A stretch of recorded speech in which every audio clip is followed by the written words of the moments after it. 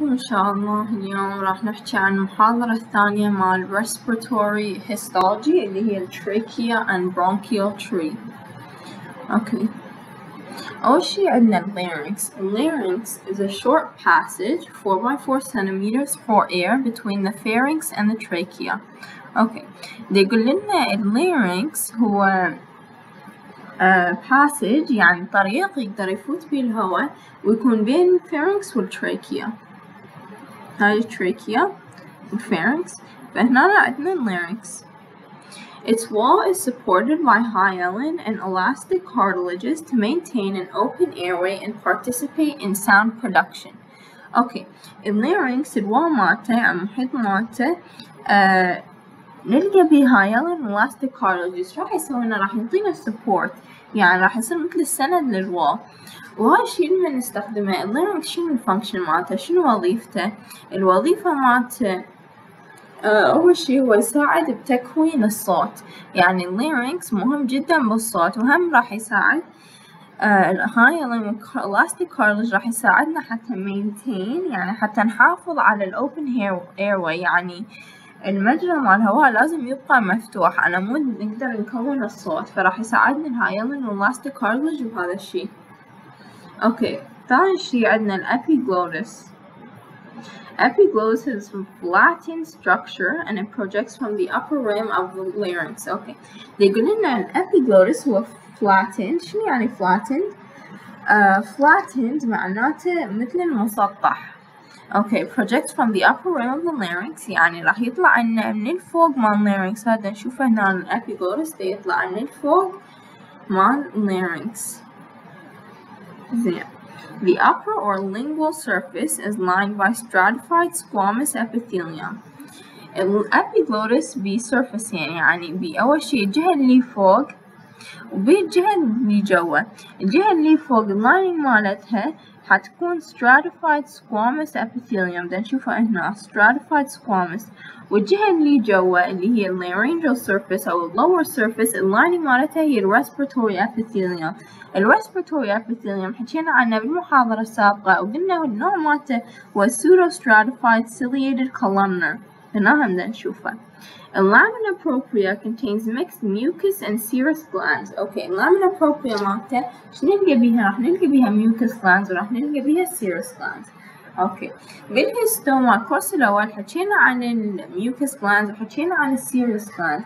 قلنا الميوكس glands تكون السكريشن مالتها يكون thick ويكون clear فيكون تخين و clear. السيريس سكريشن قلنا مكون من بروتينات وماء. Larynx. Okay. Below the epiglottis, the mucus forms two pairs of folds in the lumen of the larynx, separated by the ventricle. Okay. يقول لنا جوا الابيجلوتس الميوكوسا مال larynx راح تنقسم اثنين. راح تسوي لنا two folds. الفولد يعني مثل الانطواءات. وهاي الفولد شنو الشيء اللي راح يفصلها؟ راح نلقى ventricle. الventricle راح تنفصل هاي الفولد. أول شيء عندنا vestibular fold اللي هي الفولد اللي حتكون فوق. وثاني شيء الفولد الvocal fold حتكون جوا. Okay. The upper pair is the vestibular fold and it's lined by respiratory epithelium below which are serum mucus glands. Okay. قلنا upper pair الثنائي اللي فوق هو vestibular fold. اللايننج مالته respiratory epithelium اللي قلنا هو pseudo stratified ciliated columnar cells ونلقى جواها glands مال serous ومهم مال mucus. والlower part اللي هو الطيات اللي جوا. اوكي. هاي الvocal folds اللايننج مالتها يعني راح نلقى بيها stratified squamous epithelium. الvocal folds تنقسم قسمين بيها vocal ligament وبيها vocalis muscle. الvocal ligament is a dense bundle of elastic connective tissue to support the free edge of the vocal fold. Okay. الvocal ligament dense يعني مكثفة وتتكون من شنو؟ تتكون من الكونكتيف تيشو والإلاستيك. ايش راح يسوينا؟ راح يعطينا سبورت يعني راح يساعد الفري ايدج مال الفوكال فولد حتى تكون الشكل مالته ما يتغير. الفوكاليس ماسل ايش حيصير؟ هو كبير. It's a large bundle of striated muscles found deep in the mucosa of the vocal fold. هاي vocalis muscle نلقاه deep يعني مو بالمحيط وهو large. اوكي بدنا نشوف حجمه كبير، هو bundle يعني مثل الكتلة مال striated muscles. اوكي medical applications. أول شي عندنا laryngitis. Laryngitis is an inflammation of the larynx due to viral infection. اوكي inflammation يعني معناته التهاب، فالlaryngitis هو التهاب مال larynx. وشنو السبب مالته؟ السبب مالته يكون viral infection. This causes edema and swelling of the lamina propria. اوكي swelling والedema يعني التورم، يعني lamina propria راح يورم. This will cause hoarseness or complete loss of voice. اوكي هذا ايش راح يسبب لنا؟ راح يسبب لنا يا فقدان بالصوت او راح يسبب بحة بالصوت. اوكي croup is an edema يعني swelling يعني تورم of laryngeal mucosa in children، يعني يصير بالأطفال أكثر شيء. and this causes hoarseness and loud harsh coughs. أوكي هم يسوي لنا بحة بالصوت، هم يسوي لنا قحة تكون صوتها عالي وتكون harsh، يعني نقدر نميزها قحة. أوكي Singer's nodule is a benign pulp that affects the stratified squamous epithelium of the vocal cords. اوكي البولب هو مثل كتلة من الخلايا راح تصير وين؟ تكون على stratified epithelium مال vocal cords. وهذا الشي بمن يصير؟ دا يقولنا اسمها Singer's nodule. ليش يسمونها Singer's nodule؟ لأن تصير بالناس اللي تستخدم ال vocal cords هواي، يعني الناس اللي تحكي هواي مثلا الsingers. Okay, the trachea.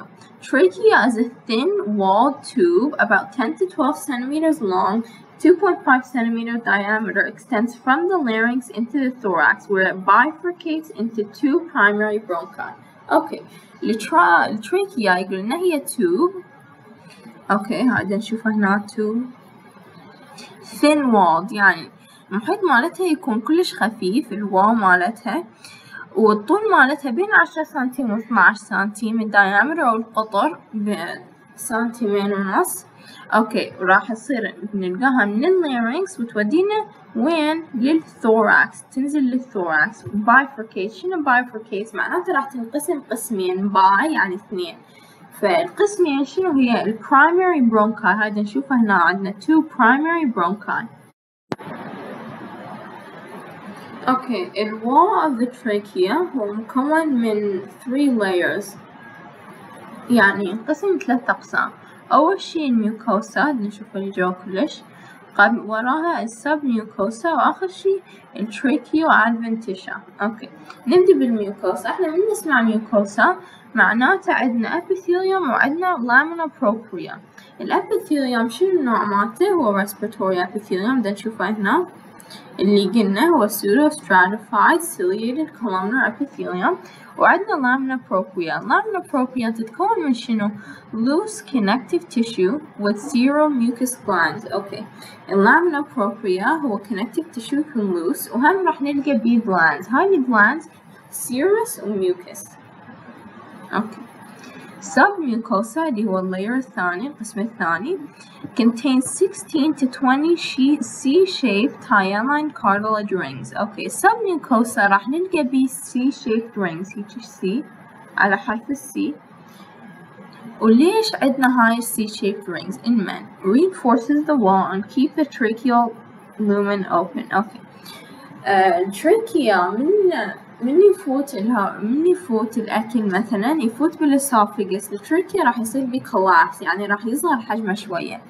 فعندنا C-shaped ring بيه فتحة، يعني مو دائرة كاملة، اكو فتحة لي فوق. هاي الفتحة المنع من يصير collapse، من يصغر التراكيا يقدر يفوت الأكل داخل الإسوفيجس. The open cartilage ends are bridged by bundles of smooth muscle fibers, trachealis muscle, and fibroelastic tissue. يقول هاي الفتحة هنا إيش راح نلقى بيها؟ راح نلقى smooth muscle fiber، راح نلقى muscle اللي هي trachealis، وراح نلقى tissue اللي يكون fibroelastic. وآخر شي عندنا الادفنتيشا اللي هو ما موجود بهاي الصورة بس موجود هنا، هذا نشوفه آخر شي، هو مكون من loose connective tissue. هنا نبدأ نشوفها. هاي C-shaped rings. هاي mucosa submucosa. Okay, clinical correlates. عندنا cough يعني القحة. A cough is a reflex action due to viral infection or any irritation of the trachea.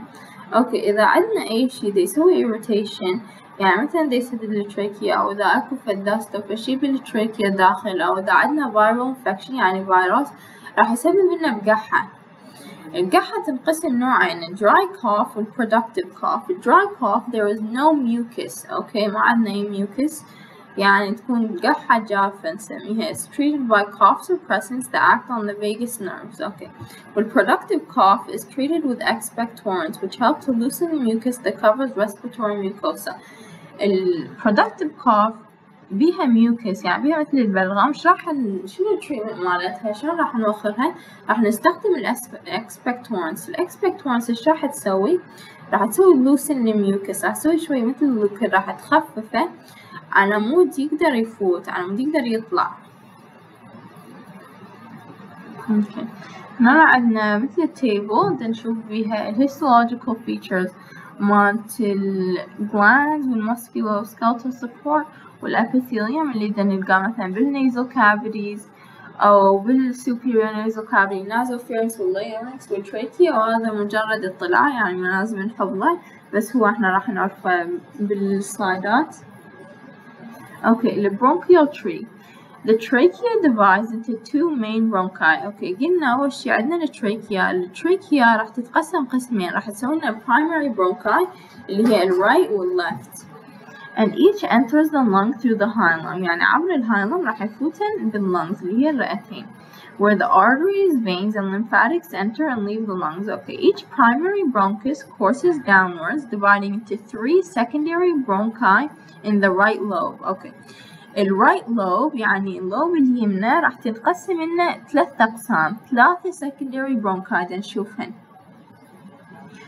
بس اللفت لوب اللفت lung يعني بالرئة اليسرى راح تنقسم مجرد قسمين. ليش؟ لأنه عندنا هنا عندنا القلب باللفت لوب، فراح تاخذ هواي مكان، فراح تتقسم مجرد قسمين باللفت، وبالرايت راح تتقسم 3 أقسام. These lobular bronchi divide repetitively into tertiary bronchi. Okay, هاي قلنا عليها secondary bronchi. secondary bronchi راح تتقسم tertiary bronchi، ووراها راح يصير اكو branches اللي هي اصغر من tertiary bronchi، يعني bronchi tertiary هم راح تتقسم، راح تصير لنا bronchioles. البرونكيولز راح تدخل داخل البulmonary lobe، وهم راح تتقسم بالنهاية عندنا من 5 إلى 7 terminal bronchioles. terminal يعني تكون بالنهاية، هذا نشوفه هنا هذا terminal bronchioles. كل برونكيول بها من 5 إلى 7. هاي بالأخير كلش. أوكي. البرونكس primary bronchus اللي قلنا هي عندنا 2 من عندها. They have the same histological structure as the trachea except that the cartilage is a complete ring. اوكي قلنا التراكيا الكارتلج نلقى بها C-shaped ring، يعني الشكل مال ring يكون مثل الحرف السي. بالبرايمري برونكس الشكل راح يكون دائرة، ما راح يكون اكو فتحة. بالسكندري برونكس هم قلنا نفس الهيستولوجيكال ستراكشر مال تراكيا، بس شنو الفرق؟ الكارتلج يكون isolated plates، نشوفها انها isolated، نلقاها بأماكن متقطعة، يعني لا تكون دائرة ولا حرف سي، نلقاها لوحدها. اوكي الlamina propria مال bronchus. Lamina propria is rich in elastic fibers, mucus and serous glands, lymphocytes and lymphatic nodules. اوكي معناته نلقى بيها elastic fibers هواي راح تساعدنا بالسبورت، mucus و serous glands يعني تسوي لنا secretion، lymphocytes تساعد بالمناعة، وهم lymphatic nodules. Well-developed smooth muscle fibers are also present in the form of crisscrossing spirally arranged bundles of smooth muscle fibers. اوكي هم راح نلقى smooth muscle fibers. شلون راح يكون الشكل مالتها؟ راح يكون متداخل، crisscrossing متداخل، يعني وحدة تتداخل بالثانية، وspiral يعني هيك راح يصير لنا spiral ومتداخل هيك.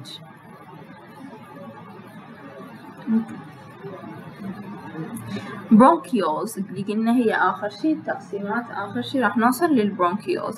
They are intralobular airways يعني راح يفوت بيهن الهواء، راح هن مجرى مال الهواء with a diameter of 1 millimeter or less.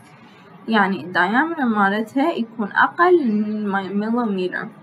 أوكي، ما راح نلقى بيها أي glands أو cartilage هنا. Large bronchioles are lined by respiratory epithelium. إذا الحجم مالتها كبير اللايننج مالتها المحيط مالتها حيكون respiratory epithelium، وإذا الحجم مالتها صغير اللايننج هو simple ciliated columnar epithelium. أوكي، فبالبرونكيولز مكان ما يكون اكو cartilage مكان ما يكون اكو glands نلقى respiratory و columnar epithelium. هذا نشوف هذا السمول one ciliated columnar epithelium، هاي large bronchioles هي pseudo stratified ciliated columnar. Okay, clinical correlates. Bronchiolitis is an infection by measles. Okay, يعني سبب مالتها هو الميزلز أو الادينوفيروس. It affects children، يعني راح تأثر عليهم، راح تأثر على الأطفال. إيش راح يسوي لنا؟ راح يسوي لنا complete or partial closure of the airway lumen. Okay. يعني البرونكيولايتس ممكن يسبب إن ممكن ينسد المجرى مع الهواء وما راح يفوت أي هواء، فراح يصير عندنا obliterated bronchiolitis. أوكي، lung cancer وسرطان الرئتين أو هم يسمونه carcinoma usually affects epithelial cells of large bronchi. أوكي، دا يقول أكثر شي يأثر لنا على epithelial cells مالت مال bronchi اللي يكون حجمها كبير، ما راح يأثر لنا على bronchioles. Terminal bronchioles اللي قلنا هي البرونكيول اللي نلقاها كلش بالأخير. These are lined by simple columnar or simple cuboidal cells ciliated. أوكي، اللايننج مالتها حتكون لو simple columnar أو simple cuboidal وحتكون ciliated alternating with club cells or exocrine bronchiolar cells previously called clera cells. أوكي، alternating شنو يعني؟ يعني حنلقى وحدة simple columnar simple cuboidal cell وبصفها راح نلقى club cell، وبعدين هم simple columnar وبصفها club cell. نشوفها هنا هاي club أو clera cells. والclera cells عندها secretory granules راح تساعدنا بالmucus secretion. brush cells والsmall granule cells اللي حكينا عنها بالمحاضرة السابقة هم راح نلقاها بالterminal bronchioles. أوكي، الكلاب cells شنو الفانكشن مالتها؟ شنو وظيفتها؟ وظيفتها هو راح تسوي لنا secretion للsurfactants والantimicrobial peptides، راح تسوي لنا detoxification and it acts as a stem cell to replace lost cells. أوكي، الكلاب cells راح تساعدنا بالديتوكسيفيكيشن، يعني مثلا إذا عندنا مواد سامة حتوخرها، وهم راح يصير تكون لنا مثل الستم سيل، يعني إذا أكو غير نوع من الخلايا ماتت هاي الكلاب سيل راح تجي بمكانها راح تكونها. أوكي، clinical correlates الأزمة أو الربو produced by chronic inflammation، يعني التهاب chronic يعني على طول الوقت، chronic يعني يبقى طول الزمن within bronchial tree. Okay, it is characterized by sudden constriction of smooth muscles or bronchioles. يعني constriction يصير smooth muscles مالت البرونكيولز راح يصيرها constriction كلش بسرعة. Okay, constriction معناته حتصغر، يعني هاي مثلا smooth muscle رأسا يعني فجأة حتصير هيجي constriction حيصير بيها. bronchospasm. فالبريذنج عندنا التنفس حيصير كلش صعب لأن البرونكيول صار حجمها صغير فصار بيها constriction، فإحنا هسه راح نواجه صعوبة بالتنفس. وهذا الشي ليش يصير؟ دائما بالأكثر أكو trigger هو ممكن يكون antigen يعني allergy مثلا. This is treated by sympathomimetic drugs such as epinephrine. Okay, to relax smooth muscles and dilate the bronchioles. الابنفرين يشتغل مثل البيرسمباثيك nervous system، فايش راح يسوي؟ راح يسوي لنا relaxation وراح يسوي لنا dilation للبرونكيولز، يعني راح يرجع يكبر الحجم مالتها. اوكي، summary آخر شي التراكيا. قلنا التراكيا راح تكون بين راح تتصل لنا، راح تخلي اللارynx يتصل بالرئتين فالtrunk trachea. البرونكيال tree اللي قلنا constitutes most of the conducting portion of respiratory system. Okay, most of the conducting portion is lined by respiratory epithelium. الconducting portion قلنا عليها راح تكون المجرى مال الهواء، فالمجرى مال الهواء هي البرونكيوتري، والبرونكيوتري اللايننج مالتها يعني المحيط مالتها شنو حيكون respiratory epithelium اللي قلنا شنو النوع مالته هو pseudo stratified ciliated columnar. Okay, as we go down the bronchiotomy يعني احنا من ننزل كل ما ننزل أكثر بالبرونكيوتري respiratory epithelium يصير simplified، يعني مكان ما يكون pseudo stratified يكون simple. Okay, شكرا لكم على نهاية المحاضرة.